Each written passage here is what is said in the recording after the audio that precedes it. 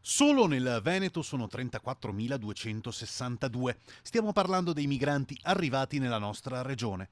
Lo svela un report inedito stilato dagli uffici della Regione Veneto sulla base dei dati che affluiscono dal Viminale tramite le prefetture.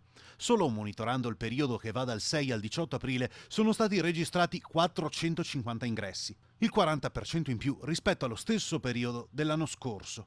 Il report del Veneto indica inoltre 13.090 immigrati presenti sugli oltre 34.000 arrivati. Vuol dire che 21.172 persone hanno fatto perdere le proprie tracce. Sono fantasmi, ha detto il presidente del Veneto Luca Zaia. Il loro numero è il doppio delle persone realmente presenti sul territorio, un segnale che il caos continua a regnare. In provincia di Vicenza la presenza di migranti è arrivata a 2.216 unità e si continuano a cercare strutture per l'accoglienza su tutto il territorio provinciale.